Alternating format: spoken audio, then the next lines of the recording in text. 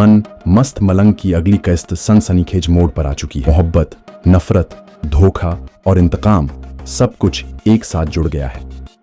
कबीर के घर वाले ऐन मौके पर पहुंच जाते हैं। पुलिस भी उनके साथ होती है और फराज के सारे मक्कार इरादे नाकाम हो जाते हैं।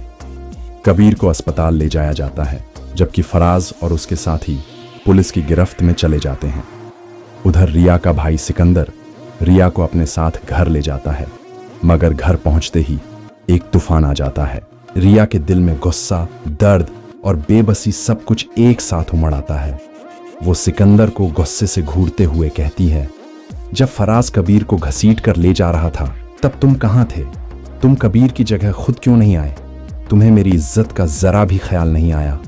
तुमने मेरे साथ भाई होने का हक अदा नहीं किया। सिकंदर शर्मिंदगी से नजरें झुका लेता है। वो हिचकिचाते हुए जवाब देता है, मेरे हाथ बंधे हुए थे, फराज के हाथ में गन थी, मैं कुछ नहीं कर सकता था। लेकिन रिया का गुस्सा कम नहीं होता। वो तड़प कर कहती है, क्या तुम वाकई इतने कमजोर हो? क्या एक भाई अपनी बहन के लिए जान नहीं दे सकता? कबीर ने अपनी जान खतरे में डाल दी, मगर तुम तो एक गन से डर गए। तुम मेरे भाई कहलाने के लायक ही नहीं हो। सिकंदर के लिए ये अल्फाज किसी खंजर की तरह दिल में उतरते हैं और वो खामोश हो जाता है। दूसरी तरफ कबीर को जैसे ही होश आता है, उसके लबों पर पहला नाम आता है, रिया। वो बेचैनी से अपनी माँ से पूछता है, रिया कहाँ है? क्या वो ठीक है? उसे गोली तो नहीं लगी? मगर कबीर की माँ का जवाब सख्त होता है। वो गुस्से से कहती हैं, ये सब उसी की वजह से हुआ और अब भी तुम उसी का नाम ले रहे हो। कबीर, क्या तुम्हारी आंखें नहीं खुली?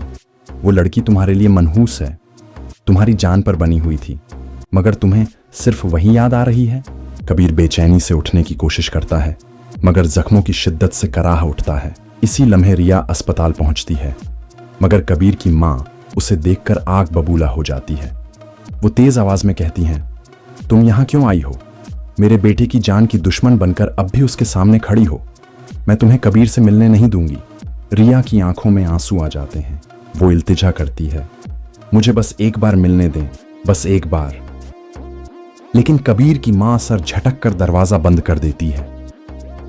रिया बेबसी से देखती रह जाती है, मगर ऐन उसी लम्हे कश आगे बढ़ती है और कहती है, अगर रिया नहीं मिल सकती तो क्या मैं मिल सकती हूं?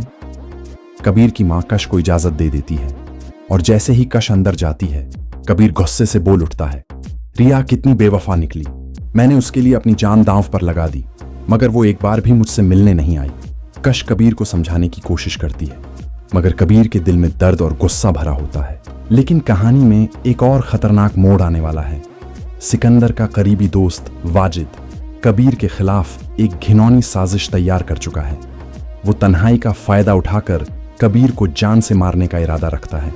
उसका मंसूबा है कि कबीर के कत्ल का इल्जाम या तो फराज पर आएगा या सिकंदर पर, और वो खुद साफ बच जाएगा। रात के साए में वाजिद कबीर के कमरे में दाखिल होता है, चेहरे पर एक शैतानी मुस्कान लिए। वो जैसे ही कबीर पर हमला करने के लिए आगे बढ़ता है, अचानक कबीर की आंख खुल जाती है। एक सनसनीखेज तसादुम, टकराव शुरू हो जाता है। कबीर आखिरी लम्हे में अपनी जान बचाने के लिए जोर आजमाई करता है, जबकि वाजिद पकड़े जाने के डर से भागने की कोशिश करता है। अब सवाल यह है, क्या कबीर वाजिद को पहचान लेगा? क्या वो उसके खतरनाक इरादों को नाकाम बना सकेगा? और सबसे अहम बात, क्या रिया के दिल में कबीर के लिए फिर से मोहब्बत जागेगी? इन सब सवालों के जवाब जानने के लिए हमारी अगली किस्त का इंतजार करें। वीडियो को लाइक करें, चैनल को सब्सक्राइब करें और कमेंट्स में बताएं, अगर आप कबीर की जगह होते तो क्या रिया को माफ कर देते या उसे हमेशा के लिए छोड़ देते?